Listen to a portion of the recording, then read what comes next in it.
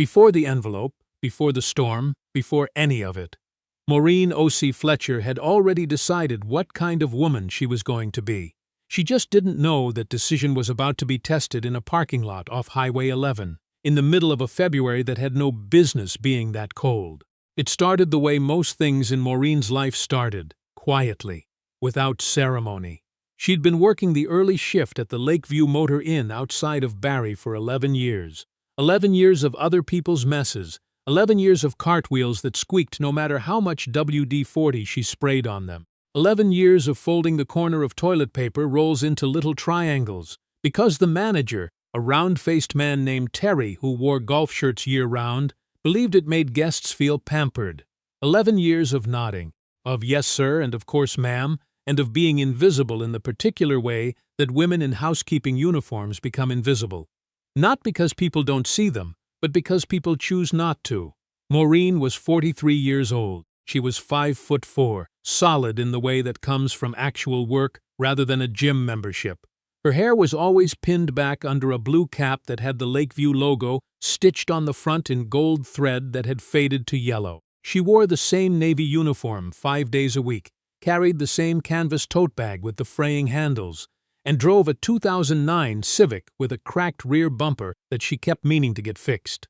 She had a daughter in her second year at Ryerson. She had a mother in a long-term care facility in Aurelia whose medication costs had gone up twice in the past year.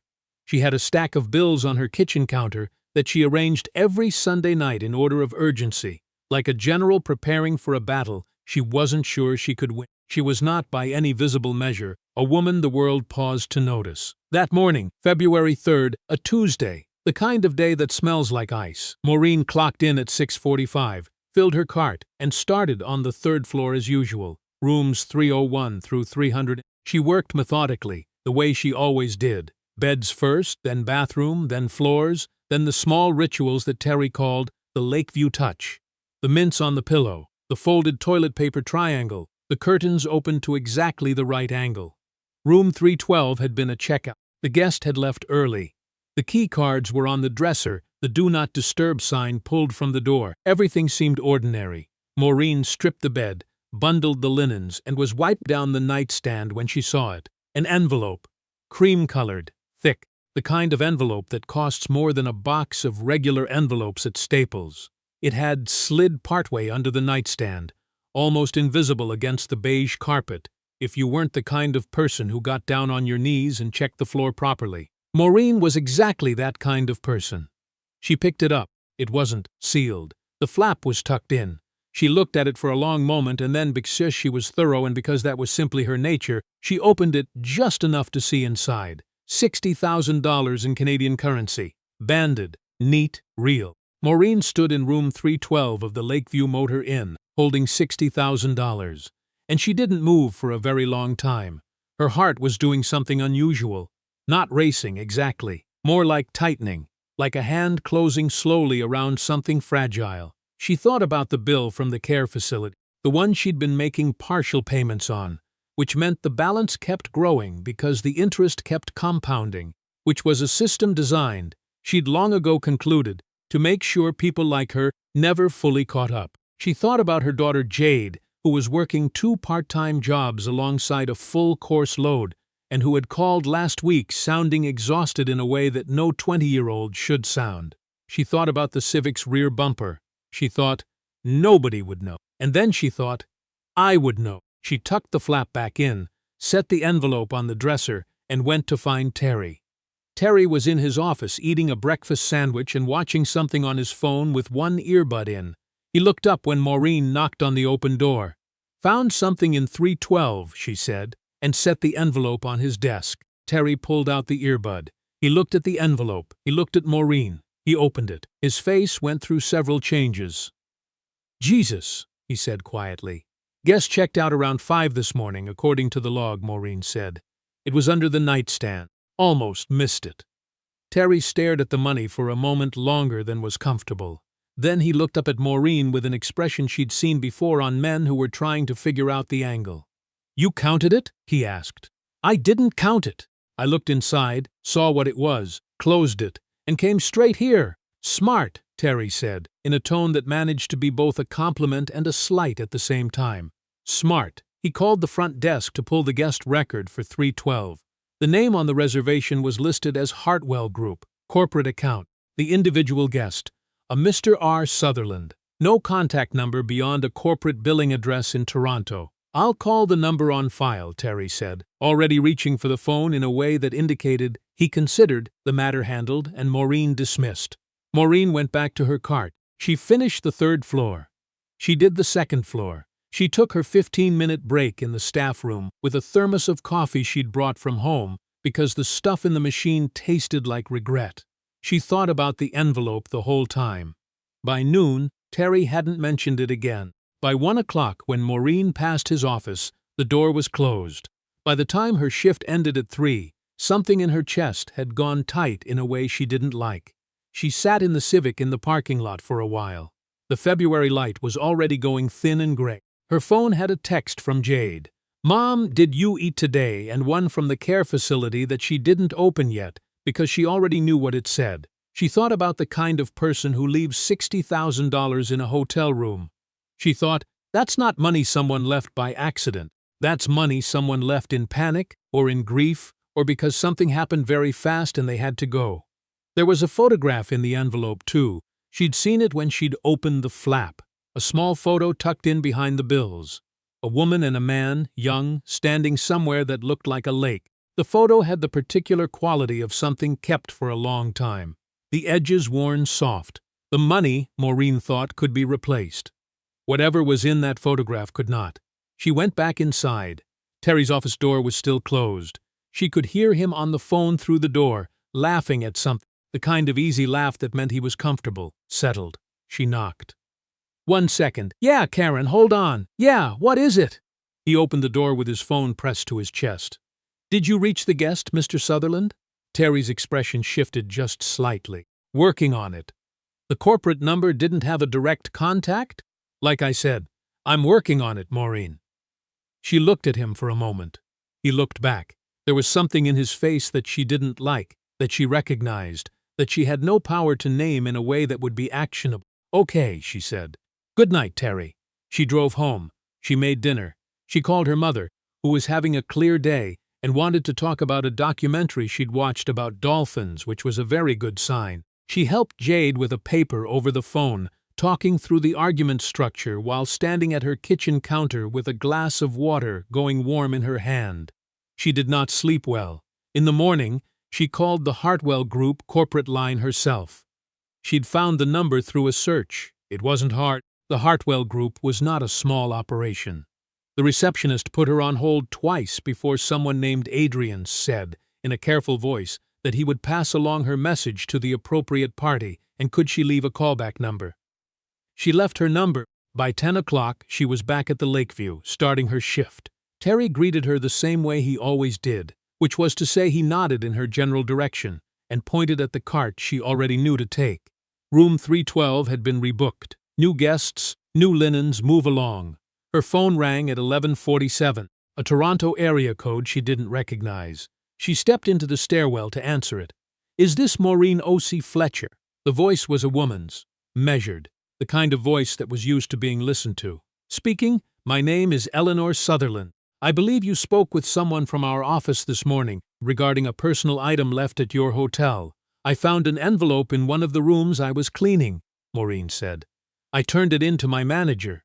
I wanted to make sure someone had actually reached the owner." A pause. Very brief. "And what made you call directly?" Maureen considered how to answer that. "I wanted to make sure it got where it was going," she said finally. Another pause. "Longer this time. The item is still at the property, as far as I know. I turned it in yesterday morning." "I see." The voice hadn't changed in tone, but something in it had shifted. Something careful had become something else. "Mrs. O.C. Fletcher, I'd like to come and speak with you in person, if that's possible. Would today work?" Maureen looked at her cart. At the squeaky wheel she'd learned to compensate for by pushing slightly to the left, at the small bottles of shampoo stacked in their precise rows. "My shift ends at 3, she said. Eleanor Sutherland arrived at 3:15 in a black SUV that was clean in the way that only cars that are regularly cleaned by someone else are clean. She was 61 years old, though she moved like a woman who had made a private arrangement with time and time had agreed to be reasonable. She was wearing a charcoal wool coat. No visible jewelry except small pearl earrings and a watch that Maureen, who didn't know much about watches, instinctively understood was serious. She met Maureen in the lobby, where the coffee machine hummed and the carpet had that particular pattern that was designed to hide stains. "Thank you for waiting," Eleanor said, and shook Maureen's hand. Her grip was direct and dry and lasted exactly as long as it should. They sat in the two chairs by the window, the ones usually reserved for guests waiting for their shuttle to the airport. "The envelope," Eleanor said, "belonged to my husband. He passed away 11 days ago. He was in Barrie for a board meeting he didn't end up being able to attend." She said this with the steadiness of a woman who had already done the acute part of her grief and was now in the long practical aftermath of it. "He had a habit of carrying cash for particular reasons I won't go into. The photograph inside was taken in 1987 at Lake Joseph. It was the year we married." Maureen said nothing. She understood that nothing was the right thing to say. "Your manager," Eleanor continued, "informed me when I called this morning that the envelope had been turned over to local police as unclaimed property, as per standard protocol." She paused. "That's not what happened, is it?" It was not a question. Maureen looked at her. "I don't know what happened after I handed it to him," she said carefully. "I handed it to him at 7:30 yesterday morning." Eleanor nodded, slowly. "I've spoken with the police this morning. There is no record of any such submission." The lobby was very quiet for a moment. "I'm sorry," Maureen said. "Don't be." Eleanor folded her hands in her lap. "I've already spoken with my legal team, and with your hotel's ownership group, who are, let's say, motivated to resolve this properly." She looked at Maureen with a directness that was entirely without aggression. "What I'm here for, Miss O.C. Fletcher, is to thank you. My husband's photograph is the only one I have from that trip. There were no digital copies. He kept the print in his wallet for 36 years, and when things happened quickly at the end, it ended up where it ended up." She paused. "You found it. You reported it. You followed up when following up was not your responsibility, and not, I imagine, your comfort zone." "It wasn't mine to keep," Maureen said. Eleanor Sutherland looked at her for a long moment. Something moved through her expression that was too complex and too private to name. "No," she said quietly, "it wasn't." She reached into the interior pocket of her charcoal wool coat and placed a card on the small table between them.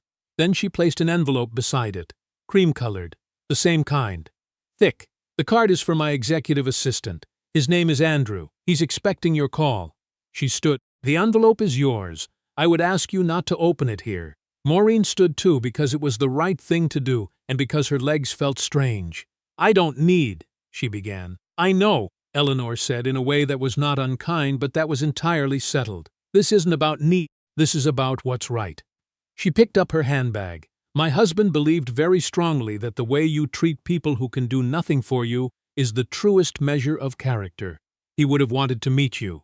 She paused at the door. "Andrew will call you on Monday. Please answer." She walked to the black SUV. The door closed. The car left. Maureen stood in the lobby of the Lakeview Motor Inn, in her navy uniform with the faded gold logo on the cap, holding a cream-colored envelope and a business card, and she did not open either of them.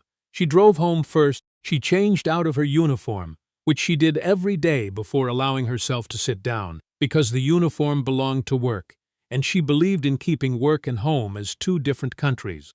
She made tea. She sat at her kitchen table, the one with the slightly uneven leg she'd fixed with a folded piece of cardboard years ago and never properly repaired.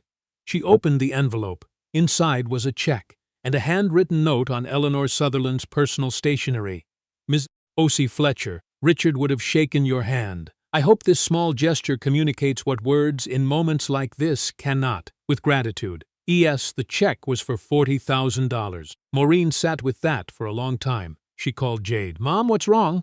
"Nothing's wrong," Maureen said. And then, because she was not a woman given to large emotional displays, she simply said, "I just wanted to hear your voice. You're being weird." "Probably," Maureen said. She didn't tell Jade that night. She needed to sit with it first, to let it be real in the private way that things need to be real before they can be shared. She opened her laptop and searched the name Sutherland and Hartwell Group. and found herself reading about a family whose name was on buildings she had walked past, whose foundation funded 3 hospitals and a scholarship program for first-generation university students, whose patriarch had died 11 days ago, and whose obituary described him as someone known, among other things, for his conviction that integrity was not a strategy but a prerequisite. She closed the laptop. She thought about the folded corner of toilet paper triangles, about Terry's door and his easy laugh, about the photograph of 2 young people at a lake in 1987, with soft edges from being carried a long time. She thought, the photograph found its way home because she got down on her knees and checked the floor properly, because that was simply how she worked, not because she was hoping for anything, not because anyone was watching, because that was the kind of woman she had decided, a long time ago, to be. On Monday she called Andrew. He was efficient and warm in the way of people who are good at their jobs and know it. He asked about her background, her circumstances, her daughter's schooling. He did not ask in the way that people ask when they are collecting information to determine worth. He asked the way people ask when they already know the answer and are simply making sure the files are complete. By the end of the week, Maureen had a meeting scheduled with the director of the Hartwell Foundation's Community Employment Initiative. The initiative had, it turned out, a component focused on workforce development and skills training for women in the service sector, a program that needed a coordinator with 11 years of operational experience, organizational precision, and an understanding of what it actually meant to work in the industry being served. The salary was more than twice what she made at the Lakeview. She gave 2 weeks' notice. Terry accepted it with the expression of a man who understood, vaguely, that something had happened that he had played a role in, and who would never fully admit to himself what that role was. On her last day, she returned the blue cap with the gold stitching to the hook by the staff room door. She straightened the mints on the pillow of the last room she cleaned, 312, which she had requested specifically. She folded the toilet paper into the triangle. She opened the curtains to the right angle. She did it the same as always, because the room deserved it, because the work deserved it, because she was the same person she had always been, with a little more room now to be that person fully. Maureen O.C. Fletcher walked out of the Lakeview Motor Inn on a Wednesday afternoon in late February, the parking lot half covered in gray slush, the sky doing that thing it does in Ontario in winter where you can't quite tell if it's going to clear or close in further. She got in her Civic with the cracked rear bumper, and she sat there for a moment, both hands on the wheel, not going anywhere yet. She had already booked the appointment to get the bumper fixed. Small things first. That's how it works. That's how it has always worked. If you've made it this far, thank you. From all of us here at Velvet Honor, thank you for spending your time with this story. We want to ask you something before you go. Not about the money, not about the job, not about any of the things that changed for Maureen in the weeks that followed. We want to ask you about the moment before all of that. The moment in room 312 when she was alone and nobody was watching and $60,000 was in her hands. What would you have done? Think about it honestly. Don't answer for who you want to be. Answer for who you are at 7:30 in the morning. Tired, behind on a bill, carrying weight that nobody sees. That's the question this story is really asking. If it moved you, if it made you sit with something, please give it a like. Share it with someone who could use a reminder today that integrity still exists in ordinary places, in ordinary people, in the quiet moments that nobody films and nobody celebrates. Subscribe to Velvet Honor if you want more stories like this one. We tell them because we believe they matter. We believe that the Maureens of the world deserve to be seen. We'll see you in the next one.